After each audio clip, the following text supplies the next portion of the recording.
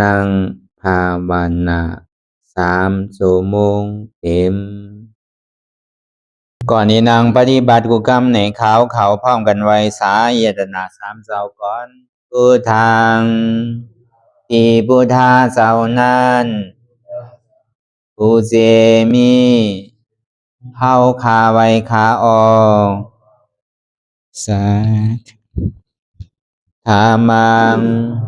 ที่ธรรมานาตาเจ้านั้นผู้เจมีเฮาคาไว้คาออกสังฆังยาริยาแปดเจ้านั้นผู้เจมีเฮาคาไว้คาออก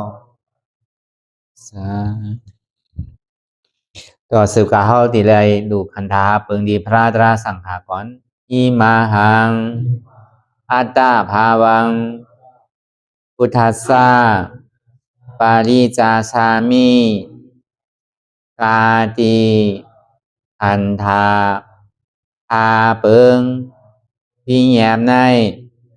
ดูตันพุทธาเจ้าเฮาออกอิมาหังอัตตาภาวังธรรมัสสะปาริจาชามิกาติอันธาพาเปิงพี่แยมในดูตันธรรมะเจ้าเฮาออกอิมาหังอัตตาภาวังสังคัสสะปาริจาชามิกาติอันธาพาเปิงพี่แยมในดูตันอาริยสังขารเจ้าเฮาออกต่อสิกว่าเฮาก็อ่อนกันเนาะผู้หลวงที่ปุญญาก็ปันโตอริยเจ้ากุเจ้าก่อนอริยเจ้ากุเจ้าค่ะในยามเมื่อไหร่ก็ดีอันข้าวอ่ำหูเสเลตั้งกามลงสามเปิงไหลวนพิษไหลลาพิษไหลเหตุพิษมาเจอนานแค้นดอปดปล่อยวางความบันขาวเขาอย่าให้เป็นอันตรายลงอันเหตุตามาโผนิปานันสกันติคโนมโนกัมมังวสีกัมมังกายกัมมังแสมมุเรวนพิศลาปิตัวเอพิมาติอาริยะเจ้าภูเจ้าสวรรค์พ้นความไม่ถินไม่ใช่นำกองการนั้นขินในยามในจึงข้าวก็บินเสียสมมาเขาปวุนทีพิสิตาธรรมะตังโดอาริยะเจ้าเขาภูเจ้าสวรรค์พ้นความไม่ถินไม่ใช่นำกองการนั้นขินในยามในจึงสังวาเจ้าเขาภูเจ้าภูปายกิเขาภูก็ภูคนแสมมุเรวนพิศลาปิตัวเอพิมาติตนตัวสาวตั้งหลังนั่นในสังพยามโยนั่นในสังในก็ภูสังเป็นอันตรายเหตุมาผลนิพพานเจ้าไหวใส่ให้ทัศนานสีภาวตระปันยาได้เป็นอันตรายให้จำมาผลนิพพานตอนนี้กว่าวันตามเมื่อตาเฮจงกันอาหันทุกข้าทุกข้าเป็นอนัตตาเยาเดียวอนัตตาตาเปอัตตาที่วิจิกิสาเกลียสานั่นเลยมดสิ่งเก่งหายกว่าในภาวะสัตว์ในอังแผงมันคือเลยห้าไหวผลยันห้าขามปุยนิพพานก็เย็นขันภัยสกรรมหลวยตาเนาะสาธุรายการนังอนัตตาวิปัสสนาภาวนาหานยอดทำอนัตตาในเอาดังสุดในก็เรานังขาไก่กุดขากว่าทับต่างขาซ้ายก็อะไรอันนั้นขาซ้ายทับต่างขากว่าก็อะไรมือสองคอนต่างตักก็ยาวในไว้ตัวสื่ออย่าไปเคียงหน่อยอย่าไปหย่อนยานนะก็ยาวในยาวรับหูเนอเปิดดูยานปิญญารับตาเนอเปิดตายานปิญญาอยากตัวดีมันน้อวิญญาณธาตุใจดีอันหูนั่นอันไรเสียนั้นในที่มันพูดก่อเกิดขึ้นเป็นมาหนึ่งเขาหมอว่า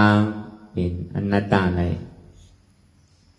อ่อนตั้งเข้าไปหันเจ็บไปหันทุกข้าไปปองใส่เนื้ออนัตตาเดอเกาะตัวดีล้มถอยใจเข้าออกอ่อนตั้ง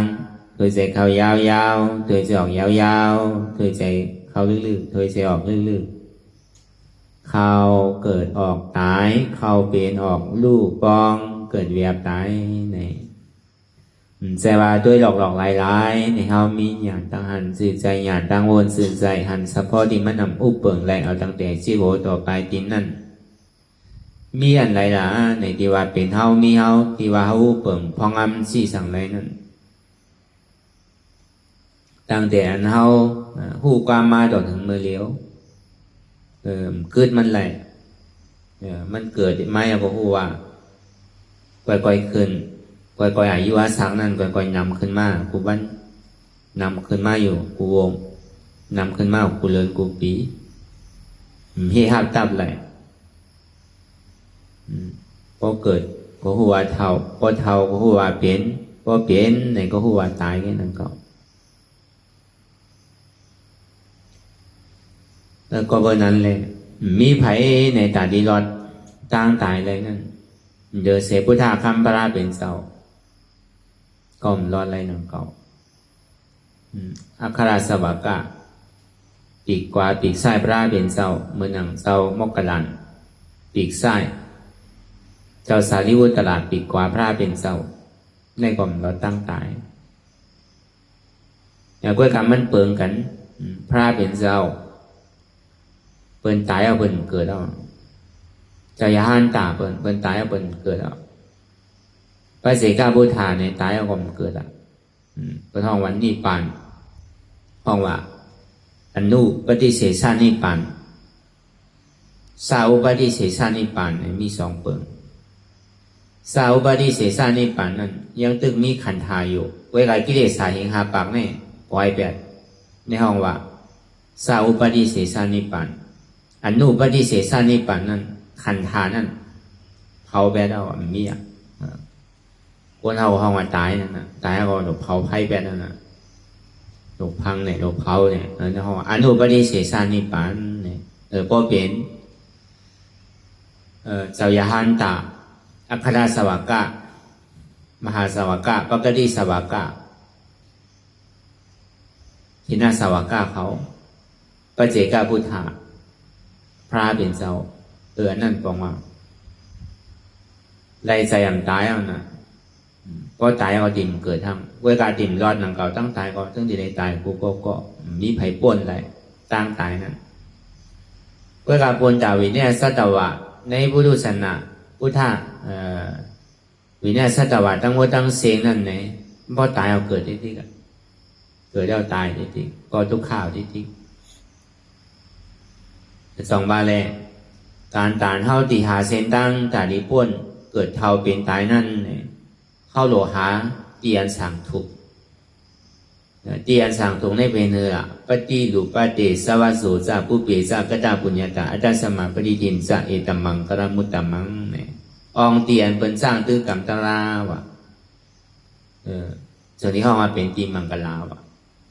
เตียนมันมีรองตั้งชื่อสร้างตื้อกรรมตลาเนี่ยมันเป็นตีมังกลาวะแต่จงว่าเข้าใกล้เลยห้องบนมามังกลาคือมันเป็นมังกลาลีมังกลาแมทใช่ไหมอีเตียพอเดียวในลึกๆมันว่านั่นเตียนมันเป็นตีมังกลานั่นเตียนเปินสร้างตื้อกรรมตลาแต่ที่ออกมุ่นพ้นร้อนในขอบตายขอบเกิดแต่ในห้องว่ามันเป็นตีมังกลาวะวัดอันว่านั่นก็มันวาสังในปองว่าวัดสติที่เอเตนาที่วัดโตเนี่ยวัดอันเดียวว่ากว่าวัดอันว่านั้นกว่าวัดกัดซ้อมอันว่านั้นพอในป่าที่เป็นห้องว่าวัดสติที่เอเตนาที่วัดโตนั่นวัดโตอันว่านั้นวัดสติที่อันว่านั้นเป็นตีจ้างตื้อกรรมตาดีออกป้นในสังสารวนทุกข้าวะเจนี่ห้องมาเป็นวัดสติที่เอเตนาที่วัดโตเนี่ยเจนี่เกิดฐานว่าเป็นวัดวะ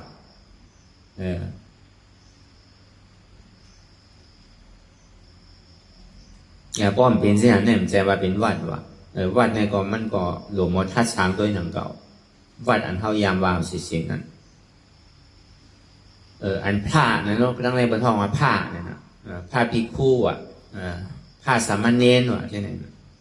ผ้านั่นก็หนังนั้นหนังเก่าผ้าในนั้นเป็นตี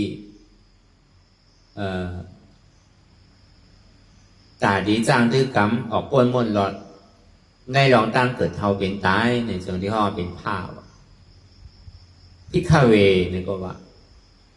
พิคู่พิฆาเวก็อันหันเพไพ่เกิดแก่เจ็บตายนี่ว่าก็บอกว่าใครป้วนรองตั้งเกิดเท่าเป็นตายในส่วนที่เขามาในศาสนาเป็นพิฆาเวพิคู่เลยสังนั่นก็เมื่อเขาเป็นเมฆขาวเลสังเป็นเจ้าฉางเลสังใช่ไหมมันมีกรรมวาวสังสาราวัฏฏะทุกขาโตโมสนฐานะนิพพานะสะใช่ไหมเนี่ยสังสาราวัฏฏะทุกขาโตก็บอกว่าใครพ้นในสังสารวัฏทุกขาเลยสองที่เข้ามาในศาสนาพุทธะคำปราเป็นเจ้าปุณตาดีจ้างตื้อกรรมแต่ได้ออกเมื่อพ้นรอดในกอบตายพอเกิดในห้องว่าสังสาราวัฏฏะทุกขาโตเนี่ยก็เบอร์ใครพ้นลองตั้งสังสารวัฏทุกขาเลยส่วนที่เข้ามาในศาสนาเขาแค้นต่อเจ้าเช้าเขาครับเอาสั่งการอีกขาจะเป็นเหตุกรรมเนี่ยนะเป็นนี่อยู่กรรมเจ้าสั่งอันเป็นย้อนเปลี่ยนเจ้าสั่งนั่นเอาอาปันก็ในปออาปันเนี่ยซ้ำย้อนทางน่ะย้อนตาดีขึ้นสั่งขึ้นสร้างปอย้อนแล้วเนี่ยซ้ำขึ้นย้อนขว้างตาดีเข้าในศาสนาทั้งมีอยู่3 ตอนใน3 ตอนนี่ก็มันก็ว่ากับไก่เลยสังสาราวัฏฏะทุกขาโตมุดเสียงสังสาราวัฏฏะในสังสารวัฏตายว่าเกิดตายในสังสารวัฏทุกขาลงแน่เนี่ยวัฏทุกขาขานใจลงแน่เนี่ยทุกขาตอนนั้นมอสนาถายานิปานะสาปัจจยหอดูก็บอกว่าใครมากไรโผใครอันนำเกิดเท่าเป็นตายติ่มใครเกิดติ่มได้มาทุกขาขานใจในสังสารวัฏทุกขาทางไหนย่อมเบิ้ลนั่นเนี่ยครับมีรองตั้งคาดใจตาดีจ้างตื้อกรรมทางเลยป้อดีออกเมื่อป้นไรเนาะในขอบกายเขาเกิดในป้อถึงดีย้อนเป็นเจ้าสามเอาในเจ้าฉามว่าขึ้นมาอย่าบีข้านอย่าบีโอนคัดใจคำวันไหลคืออะไรอยู่จอมในปักเปิงในศาสนาพุทธคำพระเป็นเจ้าอย่าบีลงตัวอย่าบีลงอย่าบีเรื่องอย่าบีข้านอย่าบีโอนอย่าบีอ่อนเนี่ยบอกว่าที่ได้จอมปักเปิงในจ้างตื้อกรรมตลาเจนิปันบอกเก่าจี้สั่งสอนนี้ลองตั้งสร้างตื้อกรรมตลานั่นนะปุณตาเสียสมมากกว่ามันมีสิ่งนั้นไว้เปิงมันเจ๊ป้อมใจเนี่ยมันลาลีบทแกรู้มันกองบทแกข้อไว้น่ะข้อนำนะให้สังคมขึ้นใหญ่พวกกับบทเนี่ยขึ้นสั่งขึ้นจ้างไอ้3 วัน 7 วันเนี่ยมันดีเกข้อเนี่ยตั้มน้ำในก้นเอาเป็นที่นั่นเกณฑ์น่ะเฮียงกลมดีเฮียงกลมอ่องมัน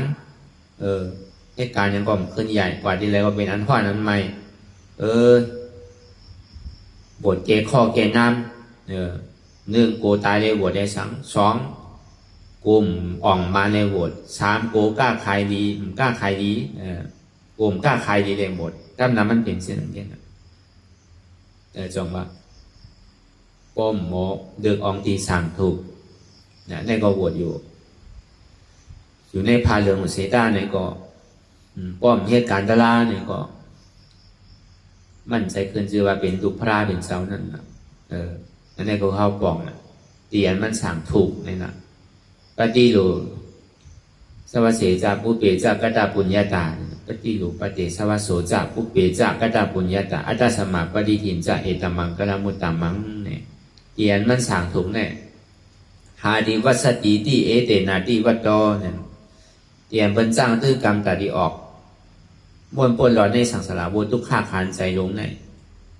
อันนั้นอ่ะห้องเป็นวัสติที่เอเตนาที่วัดโตเนี่ยเดี๋ยวดีว่าเป็นวัดเดวะ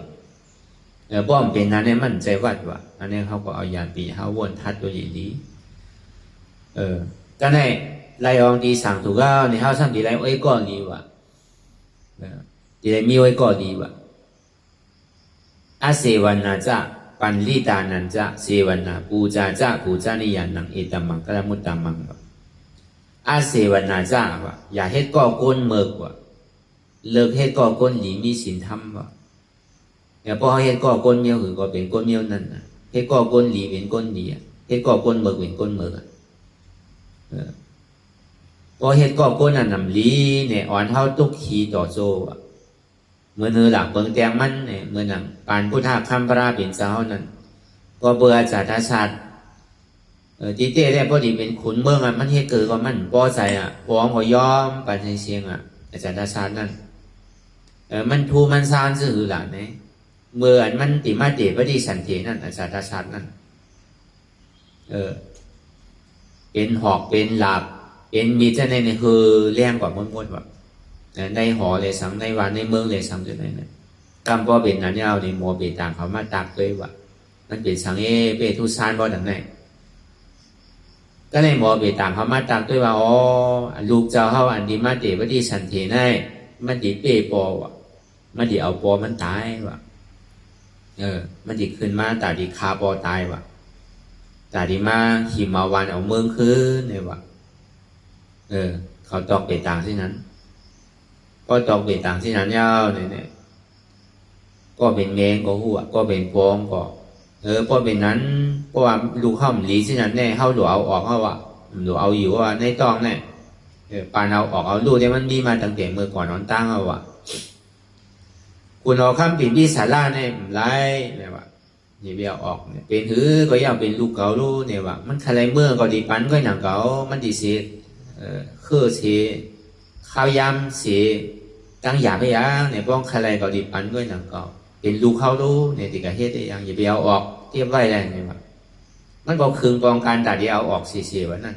ก็เป็นนางซุ่มหลงนั่นเวลาออกเมื่อไรก็มาออกให้ปอกว่ะมันก็ดีมีกาโมกะอาจารย์ชาตินั้นก็เป็นนั้นถึงดีใหญ่มากเนี่ยกับพึ่งเห็นหูตั้งหมอตั้งกัดตั้งแข็งก็ในเทวดานั่นมันช่ำแลพิญญาณผู้ใจบรรลัยหนังเก่าผู้ใจบรรลัยบินเนื้ออากาศทางเขาผ่านฉางทางบรรลัยก็ในช่ำเป็นยานสู่จอมพระราเป็นเจ้าน่ะมันก็ช่ำเคยเป็นพระราหนังเก่าแล้วก็เบอร์นั้นไหนไทยก็ป้องมันเอาลูกก็ดีกว่าดีก็ดีว่าเอาคุณหัวข้ามปีมพิสาราเนี่ยก็คุณเอาข้ามปีมพิสาราเนี่ยทำเป็นตากาลงของพระเป็นเจ้าน่ะเป็นอริยโสดาปันเนาะลูกเดี๋ยวมันดีกับป้องเนี่ยก็ดีกับสอโซนได้ก็คุณเอาข้ามได้ดิมพร้อมนะเขาก็เบอร์บนเป็นเจ้าอริยาเดี๋ยวพอดีกว่าที่เมืองสอโซนคุณเอาข้ามเปอร์เซ็นต์ที่กุศลมังเนี่ยก็คุณเอาข้ามเปอร์เซ็นต์ที่กุศลมังเนี่ยก็สร้างเป็นตากาลงของพระเป็นเจ้ามันจะดีวนว่าอ๋ออาจารย์ชาติเนี่ยมันตึกหนุ่มตึกกำตึกข้าวตึกแห้งหมดก็เก่ากับสอกับส้นกับบอกมันได้ชื่อก็มันดีเป็นขายเขาอ่ะเนี่ยก็เบอร์มันวนเช่นในผ่านสางวินกว่าเมื่อหลวงเงาปึ้งมันน่ะกับเปียพุ่งตะโคเนี่ยอาจารย์ชาติก็ยุ่มนาวะยุ่มยำเกลียแหละมันก็เปียผ่านสางกูเจอกูลองเลยเอามันยุ่มเตี้ยวะเนี่ยเป็นฉาชมาหลงมันนะวะก็เป็นนั้นก็อยู่มาเนี่ยก็มันสอส้นอาจารย์ชาติที่ดีกัน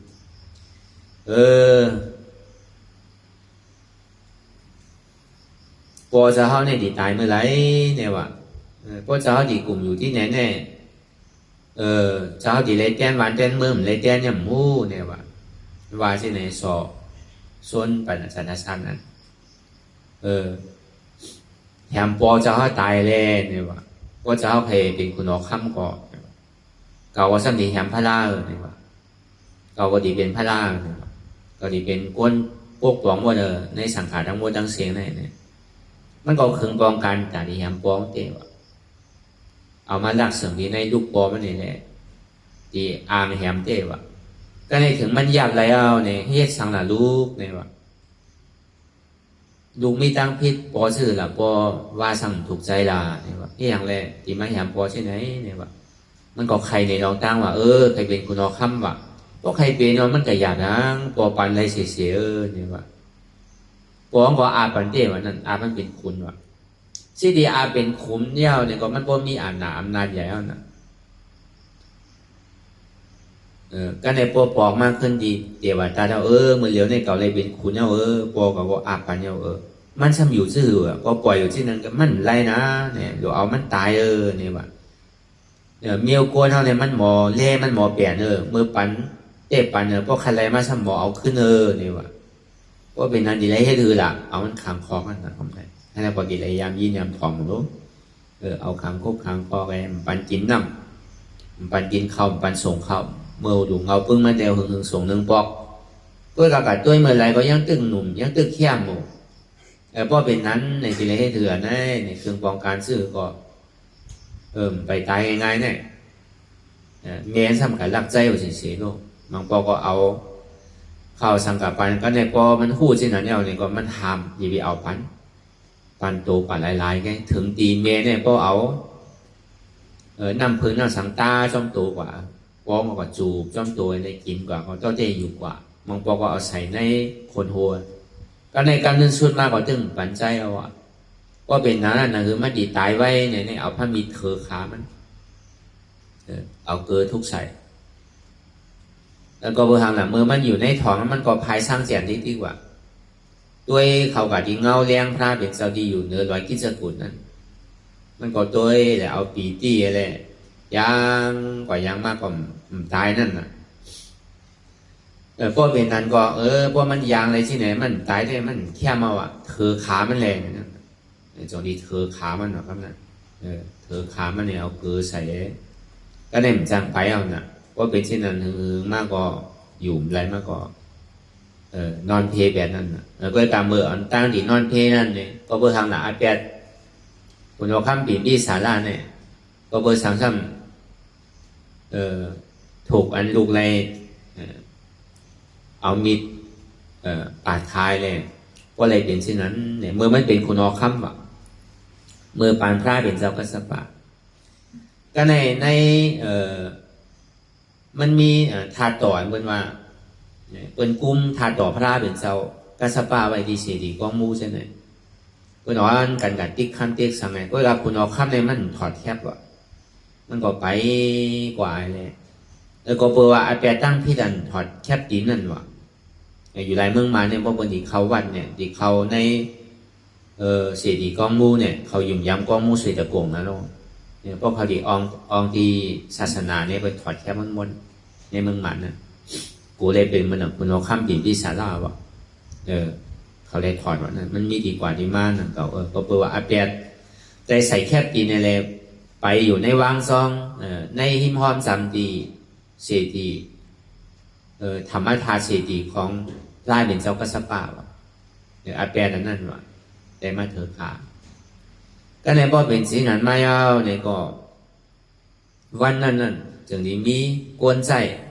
ของนางจุมมันเนี่ยยาวก็กวนนั้นได้ทองมาสองก่ออย่างเขาเป็นกล่อมครึ่งกลางลานนั่งเขากวนนั้นจ่าดีครึ่งปองการไว้มันมีลูก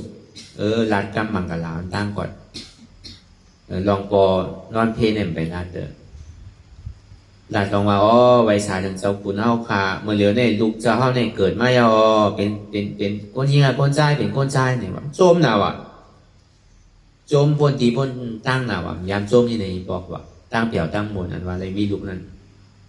ก็ในส่วนนี้คุกใส่ไรปอมาว่ะปอกับลูกกับปล่อยป้าแน่เนี่ยว่ะปอกับมีที่ไรอยู่ในท้องกับปล่อยป้าแน่เนี่ยว่ะคุกใส่ไรกำในกำก่อนคาเจ้าคุณเฮาเนี่ยเนี่ยทำมีรองสังเนี่ยว่าเมื่อเหลียวเนี่ยปอจะเฮาเนี่ยนอนเพลแบบวันเหมือนในเอาเนี่ยว่าเอามันใจดีว่าหาเมมันแต่ถามลองเมมันว่าเมื่อคาลูกเกิดออกมานั่นจ่องปอเนี่ยหักเหมือนนั่งขาหักลูกคาที่ไหนอยู่เนี่ยว่าอาลูหักว่าหักลูกใจเก่าเนี่ยว่าปอเมื่อหักเมื่อต่างเฮือนว่านั่นเมื่อตึกเจ็บมือเจ็บเป็นน้องนำหมดนั้นมันจังน้อยว่าตึงขึ้นก่อนเลยเอาโซ่ไปเลยโอมไว้เฉยๆว่าก็โอมไว้ในส่วนที่นอนมาแต่ตาชามือตึกเป็นลูกอ่อนนั่นก็ในมันจะมีหนองโดมันเลยโอมไว้ในโซ่ไปเลยโหมันตื่นในเพราะอะไรอื่นลงต้องกว่าปอเมื่อในหักเมื่อกันนั่นปออันเมื่อเฮ็ดให้เมื่อนี่มีปอกเนี่ยมันจะดีกึดพิษว่ากันไหนอันเลยก็ข้าย้ำนั่นเดี๋ยวว่าตาก็ซ้ำพิษยาพาเป็นเจ้าพี่เป็นเจ้าคำเปียกตีไว้ว่าอาจารย์ชาติเนี่ยมันหู้พี่เดียวเลยมันกิงมาหินที่ใส่ขาดดินพระเป็นเจ้านะก็ที่ใส่ว่ามันดีกับกันต่อพระเป็นเจ้าว่ะ พระเป็นเจ้าว่ามันตั้นถึงเก่ามันตั้นหันเก่ามันตั้นกันโตเก่าเนี่ยก็เป็นนั้นก็เอาแต่เปมันเวียกไม้ก็เอาขาเหยียบลงกว่าแผ่นดินเนี่ยก็แผ่นดินเนี่ยเยื่นแล้วนะอื่นเอาเทวตาลงกว่าเวลามันสัมพันธ์พิษวนพิษอะไรซ้ำขึ้นใครมากันโตพระเป็นเจ้าเจดีอยู่ย้ำเอาก็บอกว่ามันไหลสมาธิก็บอกว่าพุทโธนั่นนะคุกใส่ไรกลุ่มเกจูของพระเป็นเจ้าแหละไรสมถะกว่าพระเป็นเจ้าคือเอาพระยตนาตรายตนาสังขายตนาแร่เนี่ยมันก็ห้าเบาเยาก็กระตก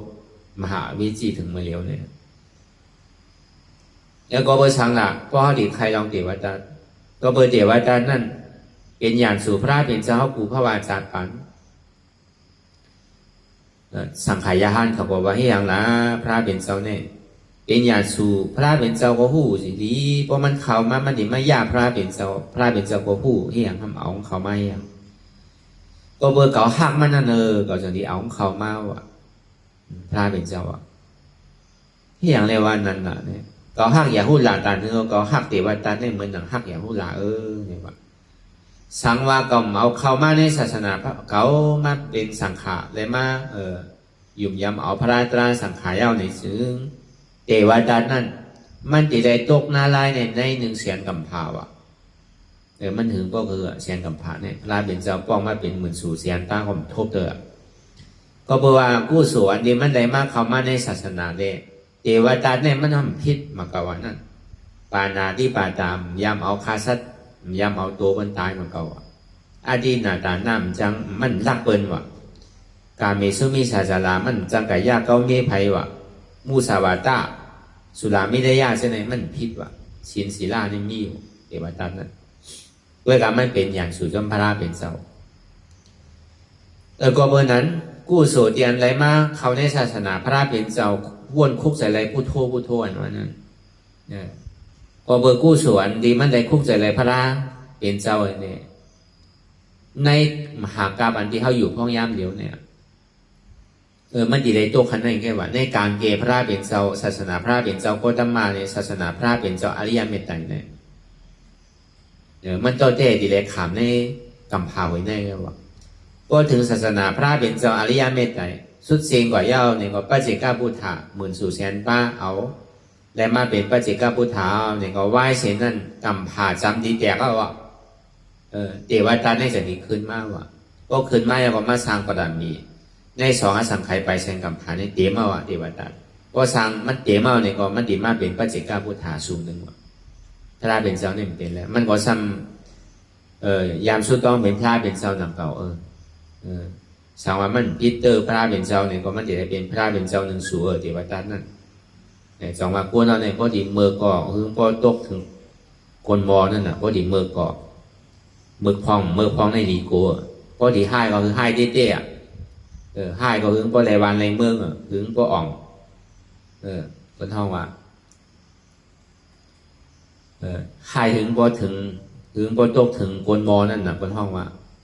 ก็คือดีเนี่ยคือพอถึงนี่ป่านนั้นวันนั่นน่ะก็ดีเฮ็ดดีเนี่ยคือพอถึงนี่ป่านว่าก็ดีเฮ็ดเมืองเนี่ยคือพอตกถึงมอคนอะไรบนว่ามันจะดีออกมาให้สังก็เฮ็ดกึ่งกลางฮัดพองกูพองแน่มันคึกว่านั้นดีแห้งก็เฮ็ดเจ๊ว่ามันจะดีออกว่าเดี๋ยวพอเฮ็ดกว่าในแห้งห้องเปี้ยในก็ว่าทางอันแล้วก็การเปี้ยก็ให้อยู่มีถอยหลังนั่นน่ะอันนี้เขาว่าก้าวไกลโดยลองเกี่ยวว่าตาก็เบื่ออาชาตสัตว์ก็หู้สินะเจ้าเนี่ยกูมาน่ะครับเนี่ยกูพระเป็นเจ้าอารูเก่าก็เอาปอกเขาตายเนี่ยเก่าก็ดีตกนั่นไล่สิไหนเนี่ยใจเนี่ยอยู่ดีเดียวมนเสื้ออีกว่ะโจมอีกว่ะอารูเก่าก็เอาปอกเขาตายเนี่ยก็เป็นนั่นเนี่ยสิ่งที่ห้องเอาสีว่ากล้าไม่เนี่ยมือเหลียวเนี่ยเก่าใครกับไว้สาพระเป็นเจ้าก็เบอร์เก่ายุ่มกล้ามเต๋วตาเลยมันย้อนมันขอทางมากก็ส่งปันมันในแดนแดนตียาเก้าพระเป็นเจ้าในเก่าก็โกบาบครับเนี่ยสีวากาในซ้ำจะดีโจนมันเมื่อไว้สาพระเป็นเจ้าก็จะดีพอตรายก็สังว่าอาชาตาชาเนี่ยมันได้เอาปอมันตายเนี่ยมันดีเป็นอริยาก็ดีเป็นยาหันตานังว่าอาชาตาชานั้นแล้วก็บอกว่ามันเอาปอมันตายไปเลยเพราะว่า ที่เตอร์ในอนันตริยกรรมนะในอนันตริยกรรมหาปึงเนี่ยเอาพอตายแล้วได้เป็นแต่ว่าสื่อพระเป็นเจ้าเหมือนสู่แสนสู่มาห่อปันกล่อมป้วนอะไรวะจังเฮ็ดสื่อวะก็เปวิปากก้าวัวเนี่ยมันเฮ่ไว้วะก็เบอร์นั้นแหละไหวเสนันมาเนี่ยพระเป็นเจ้าเข้าถึงนี้ต่างเอตกตาภายอันยุ่มยำเรือเปิ้นศรัทธาเรือเปิ้นเนี่ยเป็น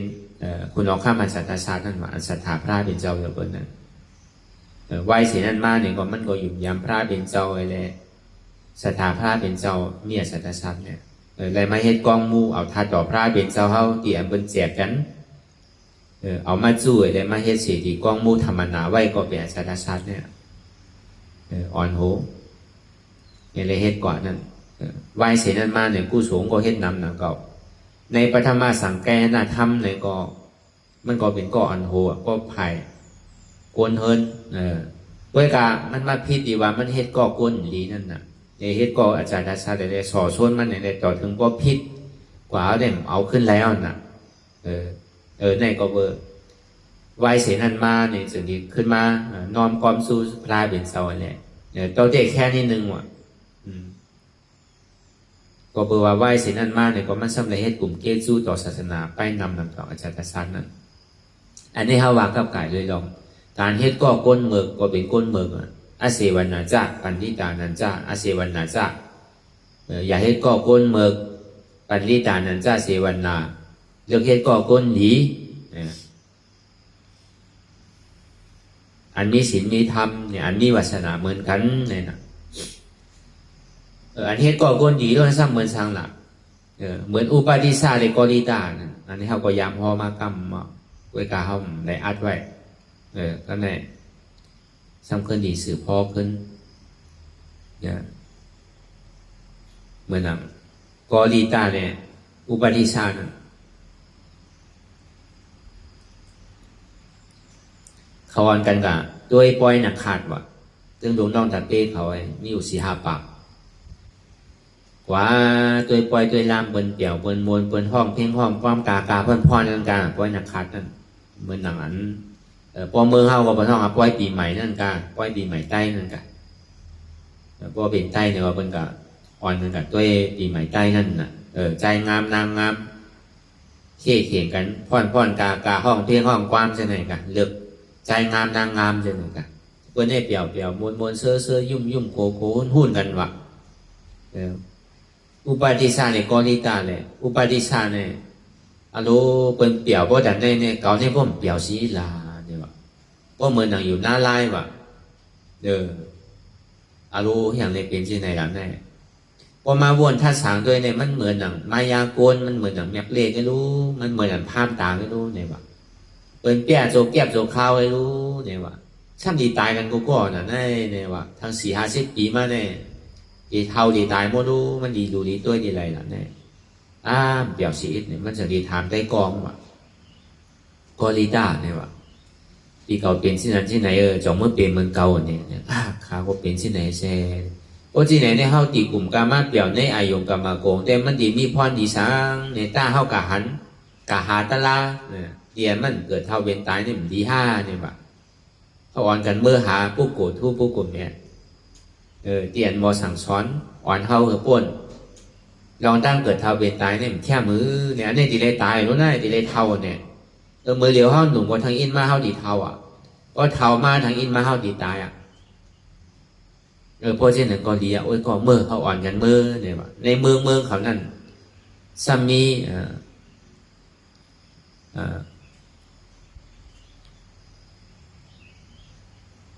สันใจยาเนี่ยว่ะมันก็เป็นครูสอนเป็นฉลาดลงวันนะมีชื่อมือเสียงหลังเก่าสันใจนั่น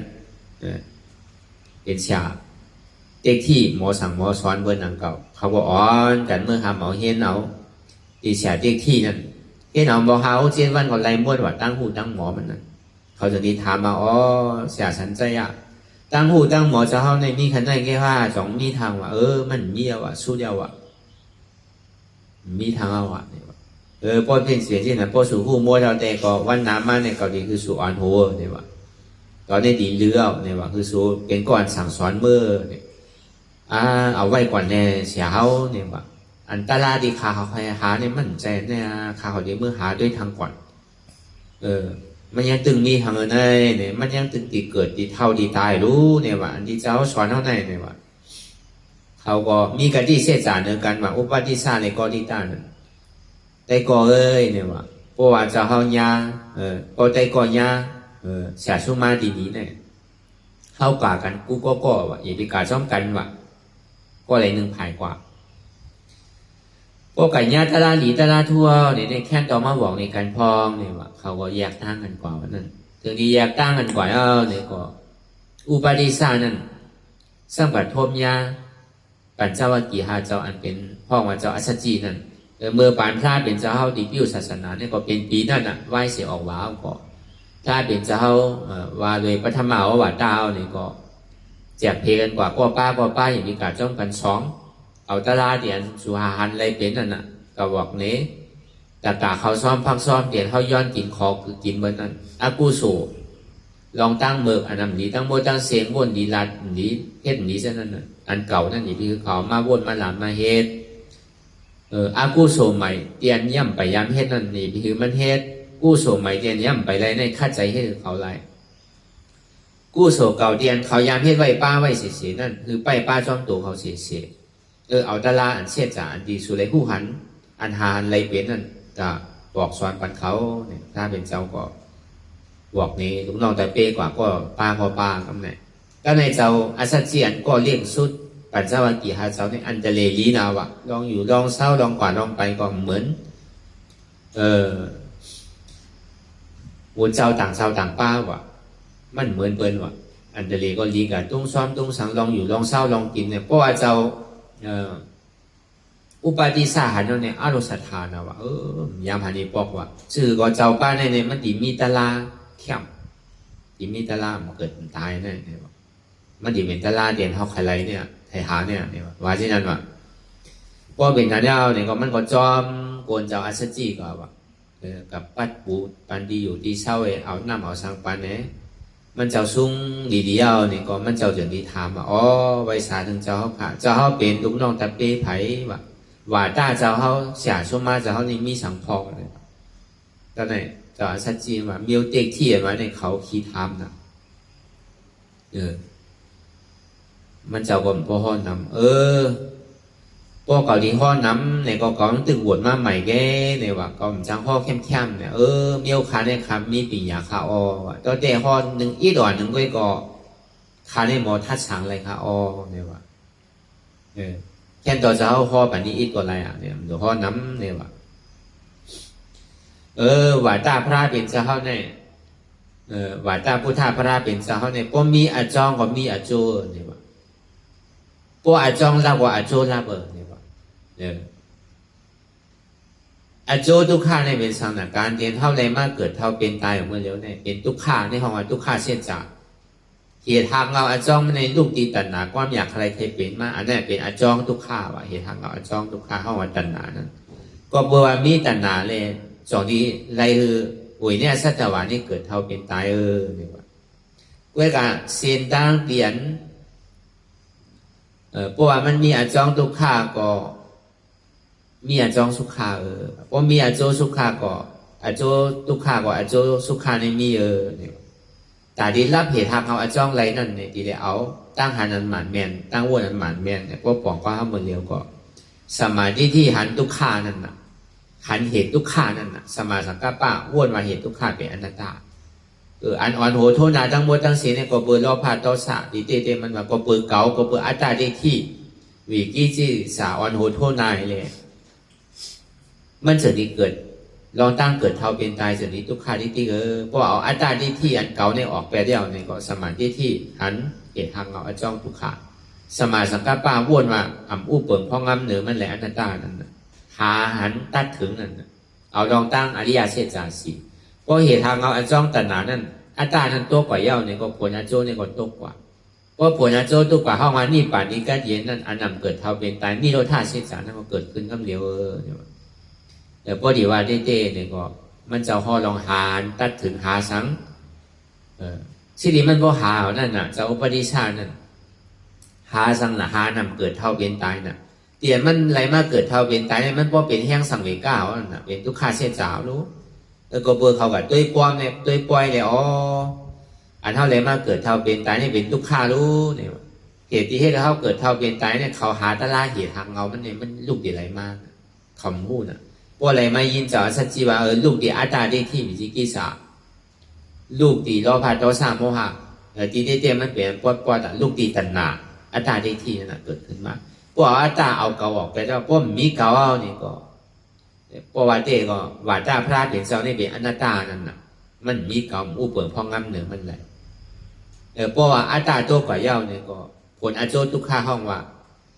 เกิดเท่าเป็นตายนี่ก็รับกว่าเข้ากับห้าป่วยผลอโจทุกข้าวันนี้โลธาเสียจ่าอันนั้นเกิดเท่าเป็นตายนี่ก็พูดมากำเหลว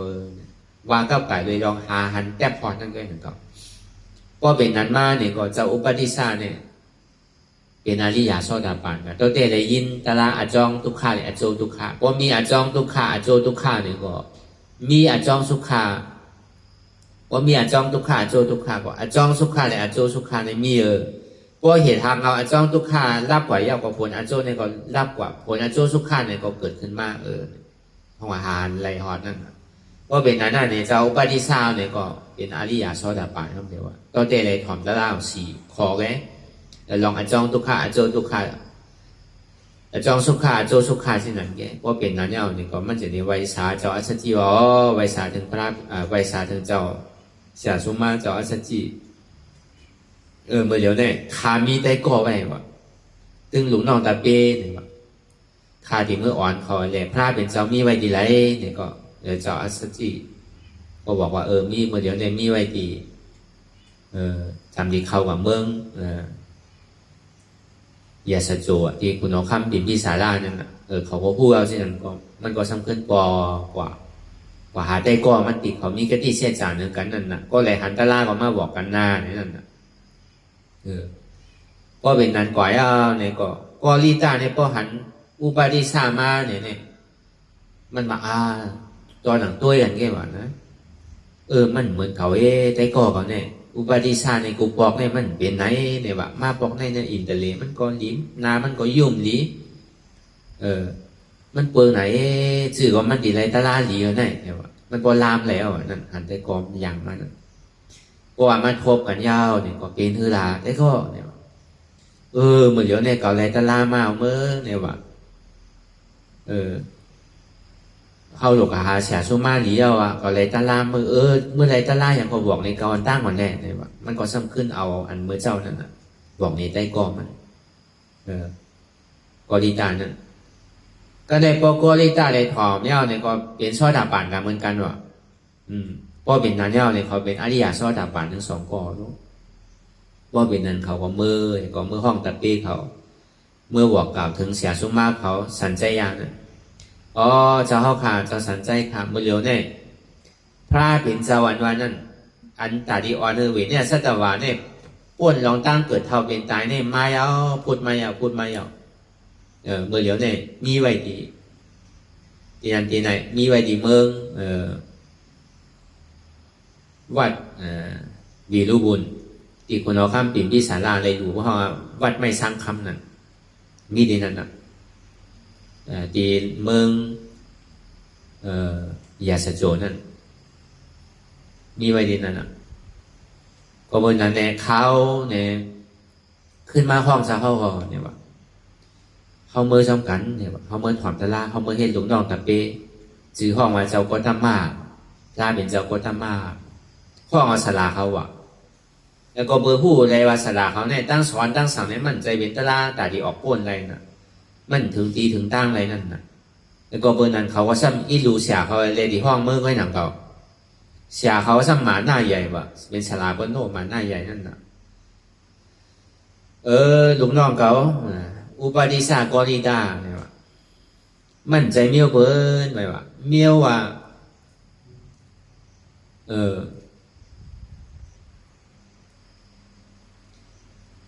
น้ำใหญ่ในสัมติกาจูน้ำเล่กันมาเนี่ยมันใจเมียวมันเนี่ยว่ามอใหญ่มอน้ำน้ำใหญ่มอน้ำนั่นสัมติกาถอกจูอันน้ำเล่ในมันใจเมียวมันเนี่ยว่ามันก็บอกว่ามันมีชื่อเสียงใหญ่นั่นนะเป็นเสียชุมาหลวงเนี่ย มีสลาเนี่ยดีกว่าหารเรียกเลยเนี่ยมันเป็นไรนั่นนะอธิเปมันว่าเช่นนั้นวะซ้ำขึ้นถามเขาว่าปฏิสากริตาวะในโลกาหลงตั้งหมดตั้งเสียในก้นเงือเนี่ยหนามากก้นยัดเนี่ยหนามากเนี่ยวะก้นเงือกับรางวัลน้ำเนี่ยวะจะเฮาเนี่ยวะก้นยัดเนี่ยมันเกี่ยนะมันหายำนะก้นมีปียาเนี่ยก้นอันนั้นมีปียาก้นเงือหนกนาตือตันเนี่ยน้ำนาคาเนี่ยวะพอเป็นนั้นก็เดียวเนี่ยวะ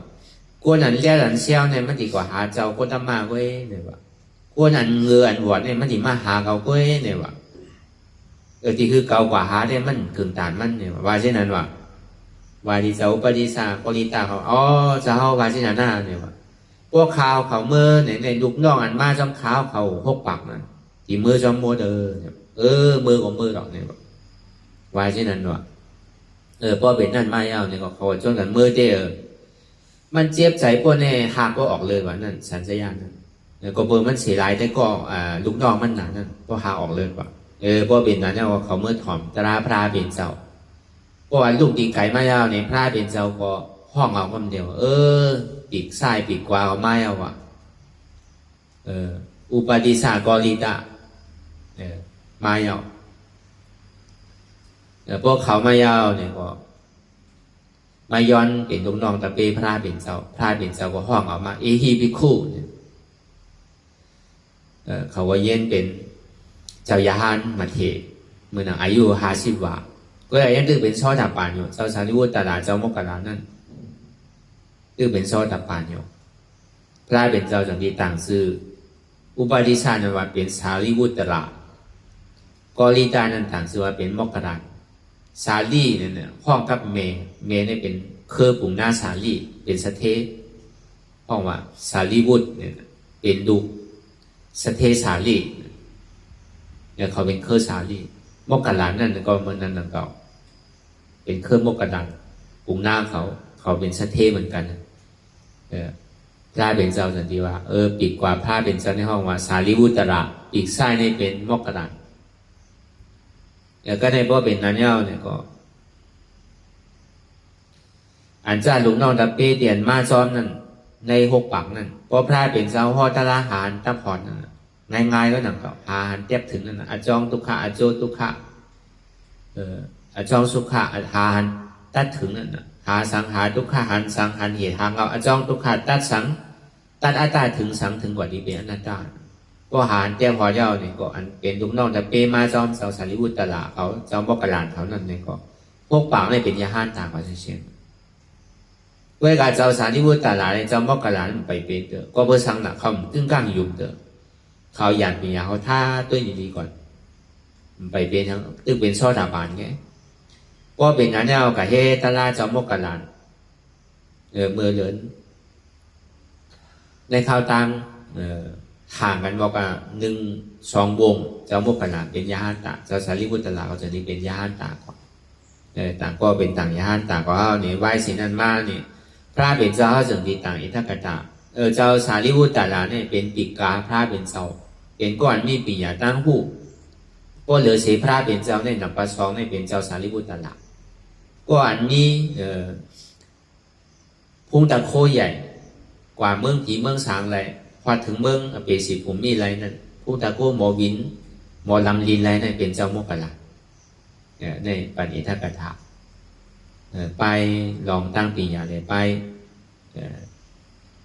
อภิญญาก็เมื่อนั้นเนี่ยไหวเสนันมาเนี่ยพระเป็นเจ้าก็บอกว่าพุ่งตะโกหลวงนอนตะเป้ก็แคมนำหนาลูเหมือนเจ้ามกรานั่นกว่าหันไผในเมืองผีมาเนี่ยก็มาบอกเนี้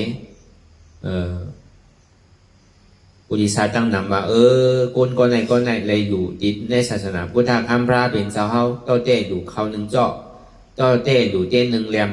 ต้อเต้สาธุโหมจ้อมมือเรือเนี่ยกับเป็นคนผีนั่งผีอยู่เมืองผีคนนั้นอันเกิงเต็กที่เขานั่นอันเขาอยู่ในศาสนาเนี่ยพวกกะวัดเมืองนั้นละให้เป็นเขาหมดว่ะก็เป็นที่นั้นมาในลาบหลาผ้าเต็กที่เขาในเกศองค์ว่ะลาบหลาผ้าของพุทธศาสนาเนี่ยใหญ่ขึ้นมีคนหยุ่มย้ำขึ้นมากที่นั่นน่ะก็เบอร์นั้นแหละเขาคึงบองการต่างดี เฮ็ดทางเจ้ามกกะหลัดนั่นเขาอ้างที่เอามันกับจางโจรอยู่5 ปักแต่ที่เอาเจ้ามกกะหลัดตายนั่น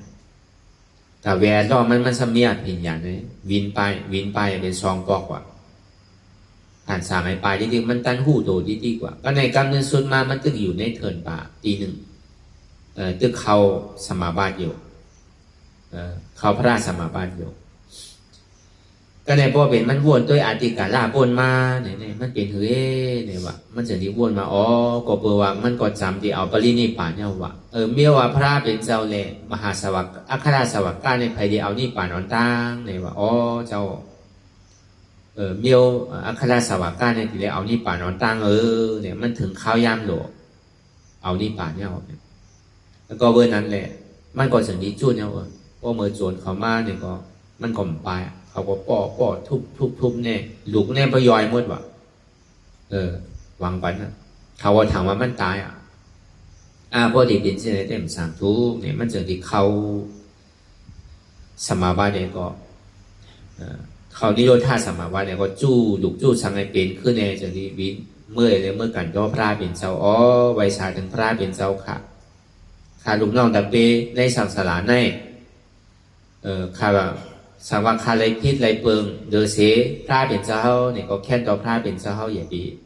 ปันเพปันไพ่คือว่างคว่างปันไข่กัมเนี่ยว่าดูครับ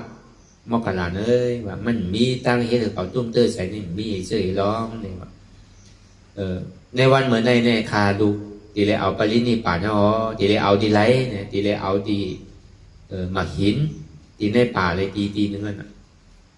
พวกเป็นนั้นก็ดีเมื่ออันที่ได้หันดูกำเนิดสุดเนี่ยดูภาพเก่ากำเนิดสุดเนี่ยแทนต่อคอตลาเปียพุงตะโคนเนี่ยอุดิศาตั้งนำเลยเจ้ามกกะลานก็วิ่งขึ้นกว่าในโจตาน7 โจตานวิ่งขึ้นมาไวสาพระเป็นเจ้าถ่ายปินพระเป็นเจ้า7 โจตานโภคา4 3 2 1ก็เราอยู่เหนืออากาศทางฮาวฮอตลาพอฮอตลาก็อำลาพระเป็นเจ้าก็เอาปรินิพพานถ้าเป็นเจ้าเขายาหันตาเขาเมื่อสร้างโจเจ้ามกกะลาเจ้าสารีวุตลาก็ดังนั้นก็นี่ก็เมื่อเดี๋ยวเนี่ยเจ้ามกกะลาก็เขาเนี่ยเอาปรินิพพานเนี่ยเขาเนี่ยซ้ำอย่างนี้เมื่อไรล่ะมันจะดีวนเขาสมาบาทด้วยเนี่ยทั้ง7 วันว่ะเจ้าสารีวุตลาก็ที่เอานิพพานก็เป็นนั้นในส่วนนี้เมื่ออำลาพระเป็นเจ้าไวยสาถึงพระเป็นเจ้าค่ะข้าดีมามลาปอกกะเฮิรนที่เมื่อเอาปรินิพพานสังว่าในสังสารเตียนเท่าไรว่าภาวะในสังสารเนี่ยเหมือนตึกสร้างปรามีกันมาต่อถึงวันเมื่อเลี้ยวเนี่ยต่อถึงว่าเป็นยาห้านตากว่านั้นสังว่าคาลูกในพิษในเปิงเนื้อเสดีพระเป็นเจ้าเขาเนี่ยก็แค่นตอกพระเป็นเจ้าเขาว่างขว้างปันคาลูกกันมีดูหักเขาสารีวุตละก็ว่างข้างปันกูเจอกูลองทาง7 วันคาลูกติเมื่อเอาปรินิพพานอีวันเมเดียวเมื่อไปเมื่อเดือนนั้นเมื่อไปได้ผ่าเดือนนั้นเนี่ยแค่ต่อพอตราปันปุริสาตั้งหนังอันดีเลยไม่อยู่ที่ไหนมันก็จะนิวินขึ้นกว่าเนื้อกลางเฮาเมื่อหนังเจ้ามกกะลานนั่นก็7 โจรตาในโลงมาอยู่ตั้งเลยในพอตราว่าอำลาพระเป็นเจ้าของเมื่อภาษาลิมุตตะก็ในพอปองเมื่อดีขึ้นเมมันยาวเนี่ยเมมันสัมเป็นเต็กที่ว่ะไปยุมศาสนามีรู7 ก้อว่ะอันมีรู7 ก้อเนี่ยเจ้าสารีบุตรตลาเนี่ยเอากับวดมุ่งเราว่ะเป็นเจ้ายาหันตามมุ่งเราน้องมันนั่น6 ก้อนตึงน้องยิงน้องชายมันก็ใจลำเรามีไผ่แตนเคอมันเอาลงมีไผ่แตนเจอแตนเคออย่างนั้นตั้งแต่มันออกกว่าเนี่ยหันมันมาเห็นปอกเนี่ยว่ะอุปาทิชาเนี่ยใจก็ใครมาทางมือเท้าโยเนี่ยว่ะพวกใจไรเฮิรนมากใครทางโยแน่เนี่ยว่ะบ้วนในใจมันเช่นนั้นว่ะมันก็ลองบ้วนเพราะเป็นที่ไหนก็มันมาบอกนี่เมย์มันเนี่ยเอาป้าลูกน้องตะเปมาเนี่ยเมื่อได้ตีมันนอนมากิ้งตีเฮิรนเนี่ยเลี้ยวมันเจ้าก็ทำเป็นต้องกาต้องหนองมันน่ะได้เขียวเลือดว่ะเมื่อมันเจ้าที่เอาปรินิพพานนั่นก็ในพ่อจำเต็งขึ้นมาเนี่ยมีคนปี4 เจ้าลงมาก็เอาก๊อก อกอันขี่กอกสังกัดถอกกันก็ในพอจำเตียงขึ้นมาในคุณผีเสียจานนั้นลงมาว่ะมาลุมลาปัดเพียวเพียวหมิบโนนก็ในพอจำเมืองเลี้ยงมาในคุณช้างมาว่ะคุณมหาเปียมหมานั้นมาลุมลาด้วยถึงเจ้าสารีบุตรลาเมมันในหันว่ะถึงตื่นเจ้ามาในอารุเนี่ยว่ะมันจะเป็นเดียนเมโก้ไก่น่ะเขาโก้ไก่เอาคำหันยี่บอกว่าคุณผีนั่นก็ได้หันในหางในการหันนั่นเตะอันมามืออ่อนตั้ง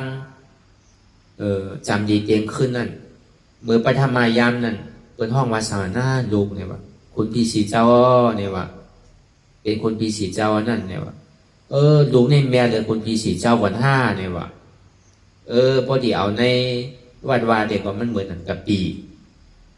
กะปีอันปัดเพียวๆจอมวางเลยพอดีเอาคุณพี่สีเจ้าวานั่นเนี่ยว่ะเนี่ยมันก็แตกเรื่องเหมือนนั่นอันมาเหมือนเต็งขึ้นนะโน้เป็นคุณเพียนั่นคุณจอมเพียนั่นเนี่ยว่ะคุณมาฆ่าคุณเชษจ้านั่นเนี่ยพอดีแตกในศาสนาเนี่ยก็มันเหมือนหนังตะกาก้อนหนึ่งเขาว่าตาดีดุ้มล่าอยู่จำหมูเสียงแกเนี่ยว่ะพออันจำเมืองเลี้ยงนั่นเขาไปหางเนี่ยนั่นเป็นคุณช้างเนี่ยว่ะพอดีว่าเนี่ยเหมือนเจ้าช้างเลยว่ะคุณช้างนั่นเหมือนเจ้าช้างป้าเนี่ยมาอยู่หิมพร้อมปัดเพียวๆเช่นนั้นแก่เนี่ยลูกให้แม่เลยเสียคุณผีนอแม่เลยคุณสีเจ้าแม่เลยเสียคุณผีนอแม่เลยเสียคุณช้างนอกำลังว่าแม่เนี่ยว่าพระมันก็ว่าตัวมันแม่หนังต่อตลาพระเป็นเจ้าในขึ้นแม่เลยตั้งหมดตั้งเสียงเนี่ยว่า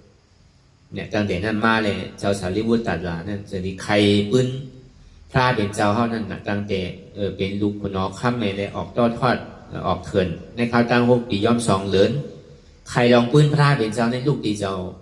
สารีบุตรตลาดมา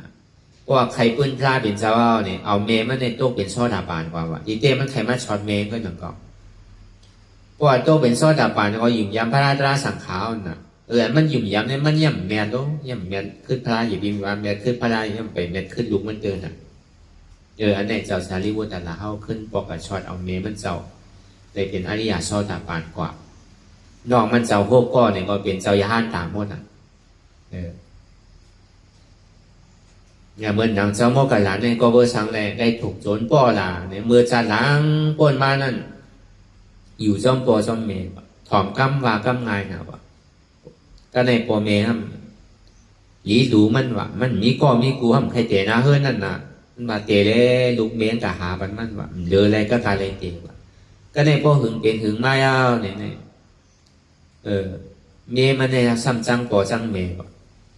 อยู่ปอเมย์ฮัมตาบอดมานั่นนะปอตาบอดแล้วก็จังแล้วนะครับเนี่ยสอชนกูเจอกูลองว่ะปอมือมันอยู่นั่นเอาเขาเอาสังเอาเวอจอมจอมเพิ่นตัวหลอกปอสูเมสูเนี่ยเฮ็ดดีเฮ็ดสังปันนั้นได้ก็ปอสูอยู่ได้เป็นเมี่ยวปอเขาอยู่เป็นเมี่ยวปอเป็นที่ไหนเนี่ยสุดีเลือกเข้าเลือกปอเลือกเมียเนี่ยว่าปอสุดีเลือกเข้าเนี่ยก็เอาปอเมสูเมื่อตายเนี่ยเมื่อแหบตายแบบปอดีเลือกปอเมเนี่ยก็เข้าดีปลายสูเนี่ยก็ซ้ำในหักเมว่ะก็ในห้ามอยู่กันก่อนอยู่กันมากซ้ำหักเอาว่ะจังเฮ็ดชื่อว่าเอาปอเมมันเนี่ยก็กว่าเลยแหละกว่าในเถินได้ป่าเอาขี่ลอกไว้เลยกับปอว่ะเนี่ย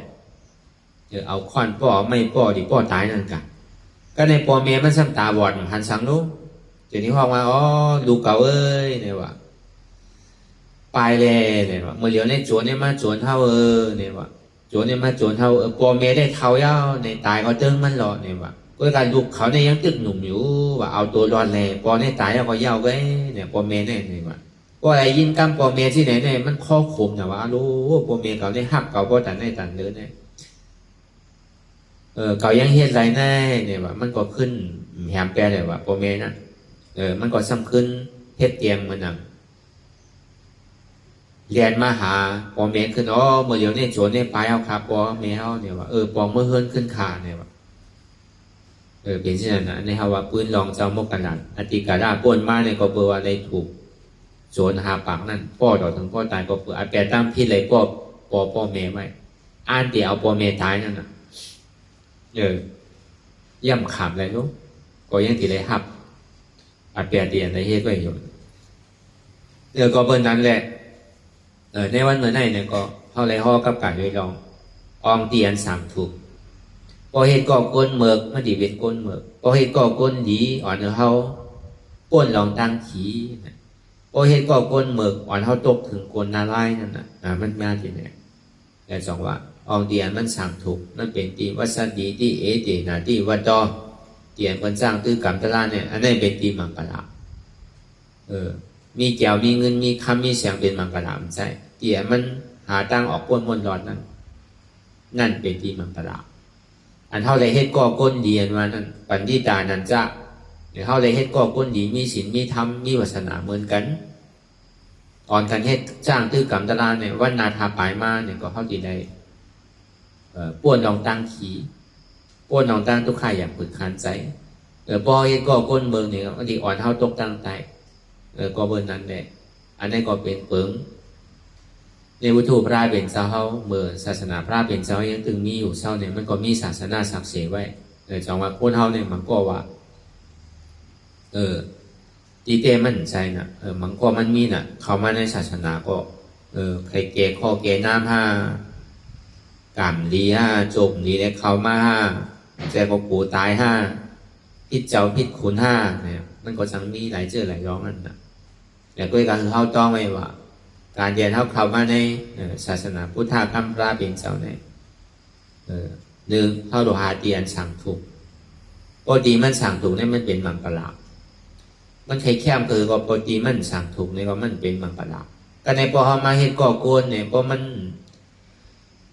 ซ้ำอ่อนมาบางทีมังเผามังปอกเนี่ยฮะอ่อนเขาเบิกทางก่อนทางนี้มีศีลมีธรรมมีทางเขาก็ใกล้หูใกล้หันใกล้จ้างตื้อกรรมมากกว่าที่หันนำแต่ว่าการเข้ามาในศาสนามันกับการเลยลองนุ่งผ้าห่มผ้าไว้มันอย่างเทวดาโน้ยังตรงหน้าไล่นุ่งผ้าเหลืองนั่นมันใจไว้ยาวดีว่าพอเขามาเปลี่ยนสีเปลี่ยนผ้าเหลืองอะไรแหละมันดิ่มเฮ็ดเขาตายได้มันวานอะไรมันดิ่มเฮ็ดเขาเฮ็ดเมือกได้มันวานอะไรตอนอย่างเทวดายังเมือกกว่าโน้ตอนอย่างอยู่ในภาสังฆาอย่างห้านก็มันยังป้วนนาลายเนาะอันนี้มันมีดีใจมันกับการเลยลองโอ้ยก็เขาพอโอ้ยก็เขาหลีก็เขาหลีโอ้ยก็เขาเมือก็เขาเมืออันนี้มันเป็นข้อลำลองเพราะอัตตาน้ำในก็เปอนัตตาเพราะอนัตตาน้ำในก็เปอัตตาเพราะก้นเมือนำในก็เปก้นหลีเพราะก้นหลีนำในก็เปก้นเมืออะไรนำก็อันนั้นเปสองว่าการเรียนเขาดีเลิกในเขามีลองตั้งมันอยู่ตีไรมันถูกมานั่นมาแม่นั่นแม่เดสังสองมาเนี่ยในเขาสำดีเลิกเฮ็ดก็ก้นเมียวหืออันนี้มันมีติดตัวเข้าใจเขาหันอยู่น่ะผู้ว่ามันเปลี่ยวโจเก็บโจข้าวไว้เปลี่ยวในรอการเนี่ยพอไว้เสียปองมาตุกค่ารู้เหมือนเขามีเงินเหตุการณ์ของเฮ้อมอยน่ะกระโจติแรงเงินมาเป็นพันเป็นหมื่นนี่แหละเขาว่าเหตุการณ์เป็นอันอันหยาบอันมอยเหตุใจไปแล้ว3 วัน 7 วันต่อปูนต่อพิรามิดก่อมาอุดยกมาหินนักซะเนี่ยเท้า7 วันไหนเงินมา1,000 2,000 3,000ไก่แอวกลางคืนยาวบ่ดอกน่ะกินเหล้าเมายาเมื่อพุงมันนั่งเงาเหมือนไก่เงาน่ะสำหรับเหตุการณ์คือไหนที่ไหนมันดิมีลองตั้งเปลี่ยวเงินก็เสียงมันเปลี่ยวโจแก็บโจข้าวไงเงินก็เสียงก็ทางอันเฮ็ดทำเฮ็ดเตเฮ็ดน่ะถึงที่กระจายมันเอานำมันมาหินวุ้ยต้องนำเลยน่ะมีพรดีซ้ำเนาะแต่จังว่าการอันที่เขาเหตุการณ์ตะล่างเหตุการณ์ดีเนี่ย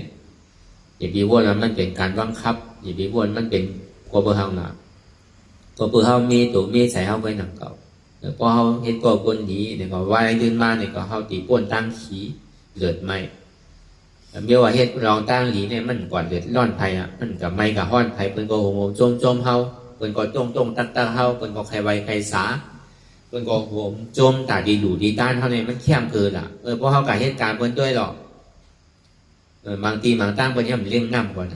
เขาว่าเพิ่นเนี่ยมันเลี้ยงพี่ว่าเลี้ยงน้ำเฮาอยู่ในหอกับเฮาก้อยน้ำเฮาอยู่ในเสื้อเพราะเหมือนเมืองไทยเนี่ยเหมือนเมืองเปิดเต้เนี่ยเปิดเลี้ยงน้องนำว่าเข้าในซื้อกับห้างกล้วยเปิดเลี้ยงเนี่ยพอเขาเหตุการณ์ตลาดเนี่ยอันเปิดอะไรมาหลูมาต้านเนี่ยก็เปิดก็หูจมเปิดไวสาปูนตาตัวเขาก็ดีปูนตาอันเปิดมาหลูมาต้านเนี่ยก็เปิดหูจมเปิดไรเซ่ไรเน่ไรท่าไรป้องแต่พอกับเหตุการณ์เนี่ยมันใจที่นั่นพ บ่เฮ็ดปันเปิ้นดีก็ซุ่มเขาเก่าแกซุ่มนักพักเก่าแกซุ่มเงินเก่าแกซุ่มโคของเก่าแกเนี่ยเท่าหันหนูดูบ่เอากับเหตุการณ์เปิ้นเนี่ยบ่เฮ็ดเหมือนใจเปิ้นมาเนี่ยก็มาปอกเตาพีระมิดน้ำย่ำมันเฮ็ดยาวน่ะเวลามันทำแล้วน่ะข้าวยามมันพีระมิดได้มันเสียงเอากันดักถอกตั้งในตั้งนานเนี่ยพวกบนฐานเนี่ยพวกมาปลูกมาในยากำหลาพวกกับเหตุการณ์เปิ้นเนี่ยที่อย่างในสูตรของแปดสุ่มตัวดีๆมันเป็นเงินเป็นค่ำเนี่ยเป็นที่นั้นเด้อพวกกับเหตุจอมบานจอมโขงเปิ้นนั่นพวกเหตุจอมบานจอมว่าเลยเปิ้นว่าสังกวยการมันว่าสังเสตาเนี่ยก็อย่าไปเหตุที่อาจารย์เขามันเป็นโควัดโคว่ามันเป็นโคบนดุบนต้านพวกเขาเหตุเหมือนอกเหมือนใจเขาเหตุแปดคว้างๆเนี่ยมันจะเป็นอากูโสบุญตาเขาอันเท่าหักนั่นก็เป็นหักนั่นเขาแต่พอเป็นของเขาซ้ำเป็นเบี้ยวหนึ่งอีกหนึ่งก่อนใครแปดน่ะว่าเป็นของเปิ้ลเนี่ยเฮ็ดซื้อก็เฮ็ดอยู่ติ๊กๆเนี่ยใจเปิ้ลใจเฮาเนี่ยม้วนมันเหมือนกันเบี้ยวอันเฮาเลยซื้อมาโดยหวานโดยแห้งเฮาเนี่ยเฮาก็เสียหลายนั่นก็เพราะวันนาทาปลายมาเพราะเฮาเป็นกวนออกเงินมาก็ว้วนสอนเปิ้ลสอนเฮาพองไปสอนเฮ็ดปุ่นพอในป่วนกับวันไหนวันนั้นแกเมื่อนั้นเก่าเฮ็ดอย่างเฮ็ดเหลือเฮ็ดล้นเฮ็ดเหลือมันเหมือนอกเหมือนใจมันซุ่มโคซุ่มของโลเปิ้นก็ดีท่าดีหลาดีป้องพวกใกล้เฮ็ดที่แนวดีๆเนี่ยก็เปิ้นดิ่งจ้างเฮาทางอากาศที่ไรก็เปิ้นดิ่งเคยเฮาเฮ็ดเอามันเป็นที่ไหนกันมันเป็นอย่างมันเย็นนั่นน่ะการเฮ็ดเร่งต้องเร่งใช้เนี่ยมันต่อง่ายๆมันเป็นขี้ป้องขี้หลาขี้ท่าขี้ทบมันเป็นขี้โชคขี้กรรมหมดการที่เราหามาโดยหวานโดยแห้งเฮาดิมกับการโดยรองตาลาเนี่ยมันมีเมื่อเย้าเมื่อสุดเป็นอย่างสูงกันโจในแรงจัดนะมีเมื่อเย้าเมื่อสุดเมื่อเติมนั่นน่ะด้วยการเพราะเหตุการณ์ตาลาเนี่ยมันกึ่งเทิบอันเท่าไรอยู่เศร้าอันเท่าไรกินไรว่ากูเสื้อกูลองการเท่าก็เฮ็ดห้อมซุ่มนั่นน่ะเท่าก็เฮ็ดการเท่านั้นการตาลาเนี่ยน่ะมันเป็นการเท่าดีเปิ้นปลูกซ้อมมันนั่นคือแหละมันติดขึ้นไว้เฮาหลงใกล้ล้มลาด้วยถึงมันเอาน้ำโพดล้มลาเยียวยามันนั่นคือแหละอันเปิ้นปลูกไว้ในมันติ่มซุ่มหลอกซุ่มหลายนั่นเดี๋ยวมันกึ่งตานั่นก็เฮาว่าก็เบิ้นนั้นเนี่ยก็เอายาปีเฮาวนดีเฮาที่เฮ็ดซื้อเนี่ยก็การเรียนเฮามาเฮ็ดการตลาดเนี่ยได้ขึ้นจะชื่อว่ามันเรื่องยาชื่อเนี่ยปันลีตานันจ้านั่นน่ะเฮามาเฮ็ดก็ก้นดีเฮ็ดไรเกิดก็ว่าคันนั้นกะแค่เนอเสเฮาที่เฮ็ดลองตั้งอันเหมือนอันเดือดอันใหม่อันฮอดมันก็ดีเหมือนเดี๋ยวว่าตาเตียนเฮาว่ามามื้อเช้ามันใจเป็นลองปุ่มนะมันเป็นลองเต้ก็เฮามือกาปานพ่อยามเดียวก็สินั่นเนาะก็เฮ็ดก็ก้นเบิกด้วยก็สิเป็นนึงก็บ่เฮ็ดก็ก้นดีมันกัดเย็นนั่นน่ะมันมีเพมีภัยน่ะก็บ่ห่างล่ะมันพึกทิ้งใจทิ้งศพทิ้งโตโลมันใจลาลีวากว่าก็กับพอเฮ็ดเช่นนั้นเนี่ยแต่มันใครว่าชื่อว่าใครเฮ็ดชื่อเฮ็ดใครวนชื่อวนนี่ที่ก็มันเป็นอันพี่ลึกลำกับพี่กว่าที่นั่นน่ะจังว่าการตลาดเนี่ยมันเป็นการตาดีที่เขาออกป้นม้วนดอดในสังสารบนทุกข้าจังว่าอันนี้ตานันจ้าเฮ็ดก็ก้นดีอาเสวันนาจ้าอย่าไปเฮ็ดก็ก้นหมึกนั่นว่านะมันเป็นที่ก่อนที่มานะฮะแล้วก็วันนั้นในพวกเราในหลวงรอบการเนี่ยมีไผ่รู้แต่ที่ป้นลองตั้งเกิดเท่าเป็นตายเนี่ยที่เลยตายกันกูก็อันนี้เขามาหาตาลาเดียนเกิดเท่าเป็นตายเพราะเขาดิ่มในตัวเพราะเขาดิ่มทุกข้าทางใครทุกข้าทางเขาหลงมาหาตาลาเดียนเกิดเท่าเป็นตายสองว่าตาลาเดียนเกิดเท่าเป็นตายเนี่ยเป็นอนัตตาการเท่าดีป้นลองตั้งอันเกิดเท่าเป็นตายในเขาหลูหู้จักอันไรที่มันใจมันใจอันไรพิษอันไรเขาถูกยิงมอบหันในหมอวนว่างเลยนะทีแล้วเอามีสมาธิที่หันทุกข้าสมาสังกัปปะวนมาทุกข้าเป็นอนัตตาผู้หันป่องแจงเลี้ยงใจดีๆว่าตัวเขาในมั่นใจของเขาใจเขาในมั่นใจของเขาอันเปี่ยวมวยอันเชื่อในความมั่นใจของเขาเนี่ยมันเป็นอนัตตาหันอยู่ผู้อยู่ย่อมภาพว่างเป็นอนัตตาหันเจ็บผู้เจ็บภาพเจ็บว่างเจ็บเป็นอนัตตาหันทุกข้าหูทุกข้าภาพทุกข้าว่างทุกข้าเป็นอนัตตาทำมีหันว่าใจโหเก่าใจขาเก่าใจมือเก่าใจโตเก่าใจเก่าใจเจ็บเก่ามันเป็นอนัตตาเนี่ยก็วนยาวๆข้าวยาหึงอย่าไปว่าไพ่อย่าไปว่าเทิงเตียนเท่าหันเท่าวนหันนั้นถึงเพ่งเพ่งกันวนต่อถึงเจ็บนั่นโปสุดวนต่อถึงทุกข้าโปสุดตัดต่อถึงอัตตาโปตกพุทธขาดกว่าอะไรที่มันพุทธปอเกิดขึ้นเป็นมานั่นคือเอาปอหมอวนวางแก้ตัดเป็นอนัตตาไหน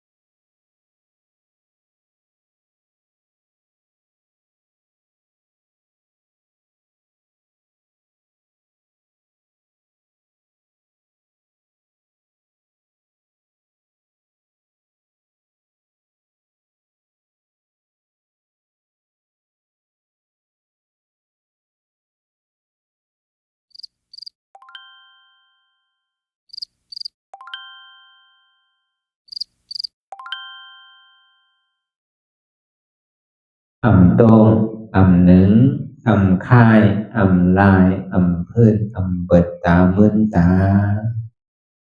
อย่ายอมสงสัยอัตตามันที่สังเฮาคือหนึ่งคือโตงคือค่ายคือลายคือพื้นคือเปิดตามึนตานั่นอย่าปัญยอมกัน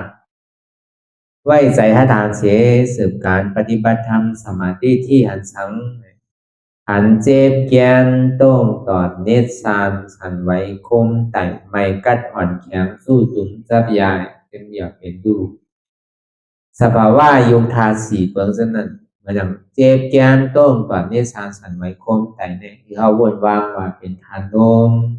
ใจเก่าอนัตตาอันไม่อยู่กัดอยู่อุ่นอยู่หนาวนั่นคือเขาวนวางว่าเป็นธาตุไฟใจเก่าอนัตตาอันมันนักอยู่แข็งอยู่โอนอยู่อ่อนอย่างนั้นเนี่ยเป็นธาตุดินใจเก่าอนัตตา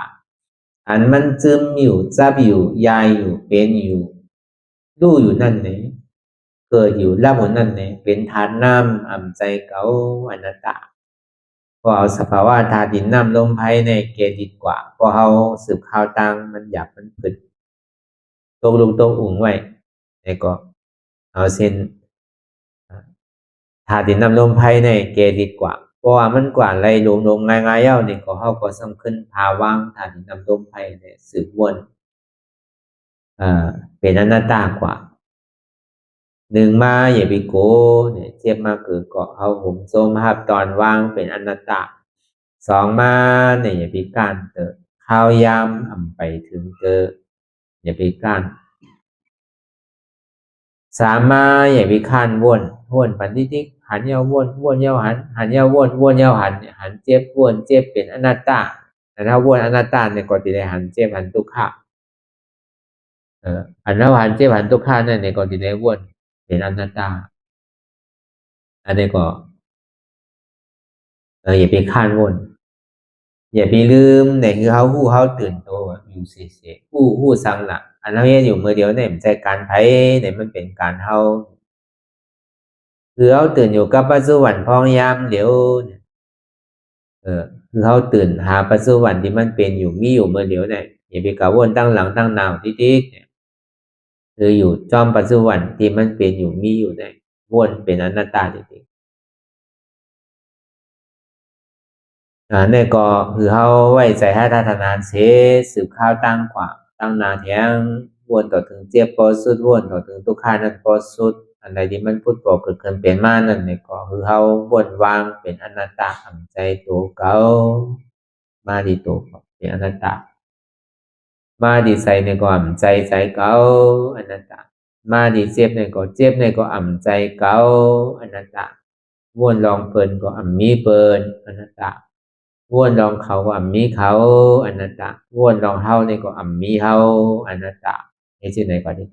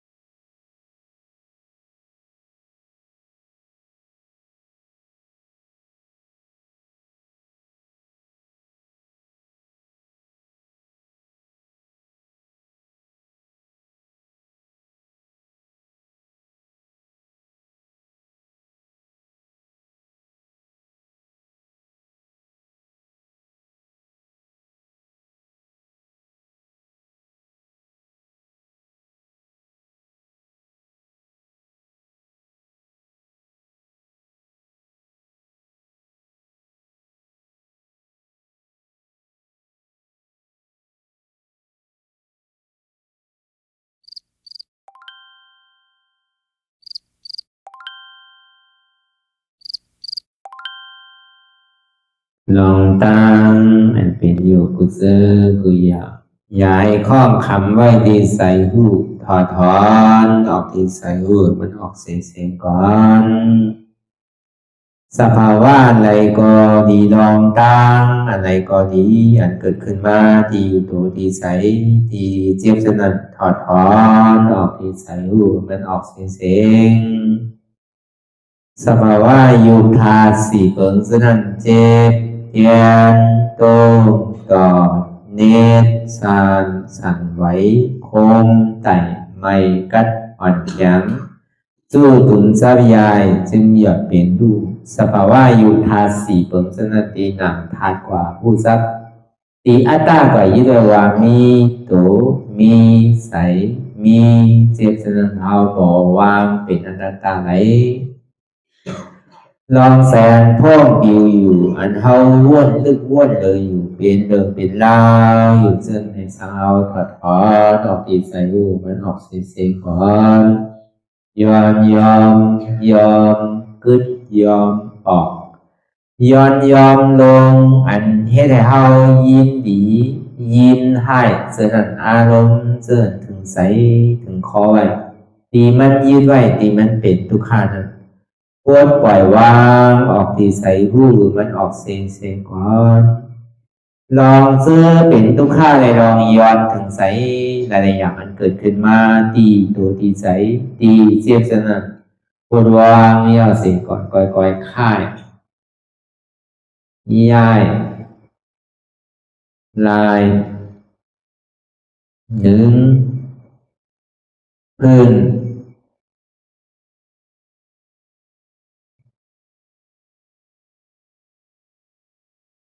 พอยาวๆไหนก่อยเปิดตาลืมตาลอยได้เป็นการปฏิบัติธรรมโคหายอดธรรมอันเกิดขึ้นที่โตที่ใสที่เจ็บอันนั้นโคนหาเหตุหาเงาขจรทุกข้างนั้นต่อสืบการในเฮาที่ได้ส่งเมตตาถึงวิเนยสัตวะตั้งบนตั้งสิ่งก่อนอิดาเมบุญยังอาสวะคายัง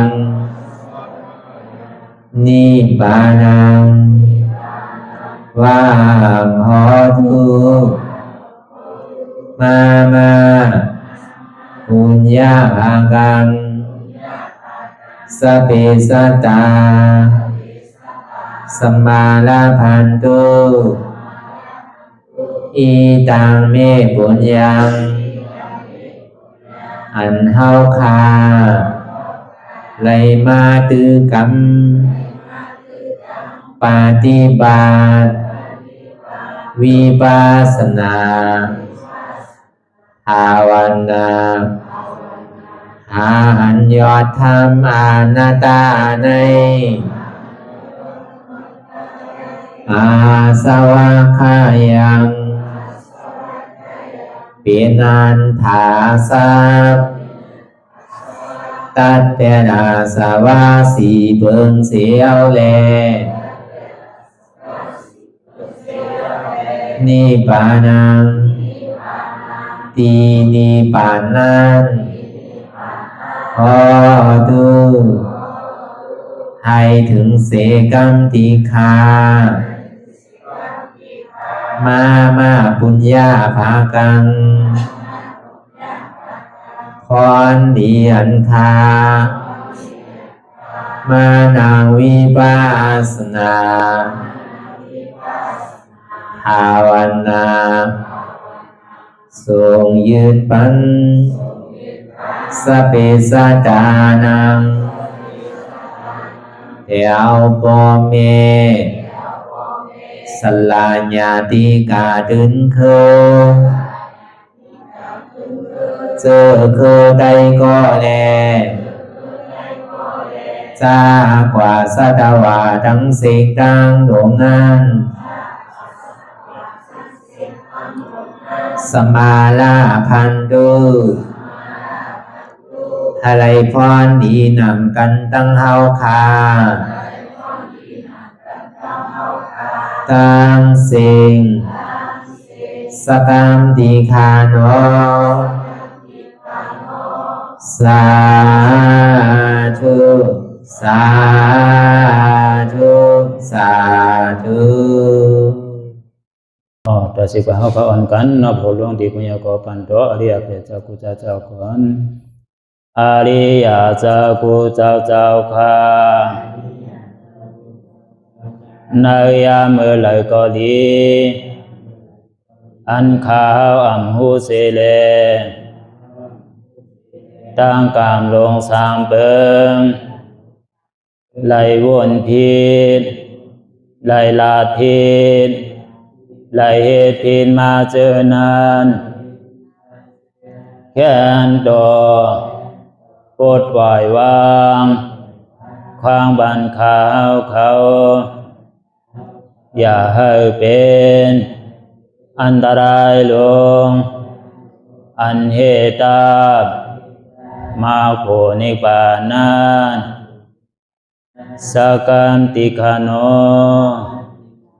มโนกัมมังวสีกัมมังกายกัมมังแสงมูเอวนพิศลาปิตัวเอปิพิมาติอาริยะเจ้าภูเจ้าสวรรค์พ้นก่อนเมถินเมษายนำกองการนั่งขินในยามในถึงข้าวก็บินเสียสุมาเขาปวุนทีพิสิตาธรรมะตังโดอาริยะเจ้าเขาภูเจ้าสวรรค์พ้นก่อนเมถินเมษายนำกองการนั่งขินในยามในถึงสังวาเจ้าเขาภูเจ้าภูปายกิเขาภูโกภูโกนแสงมูเอวนพิศลาปิตัวเอปิพิมาติตนตัวสาวตั้งหลังนั่นในสังพยามโยนั่นในสังในกอภูสังเป็นอันตรายเหตุมาผลนิปานเจ้าไหวใส่ให้ทัศนานสีภาวตระปันยาได้เป็นอันตรายให้จำมาผลนี้ปั่นต่อนี้กว่าวันตามเมื่อตาเฮจงกันหาหันทุกข้าทุกข้าเป็นอนัตตาเยาเดียวอนัตตาตาเปะอัตตาที่วิจิกิสาเกลียสารนั่นเลยมดสิ่งเก่งหายกว่าในภาวะสัตว์ในอังแผงมันคือไรห้าไหวผลยันห้าขามปุยนิปั่นก็เย็นขันภัยสกรรมรวยตาเนาะสาธุสาธุ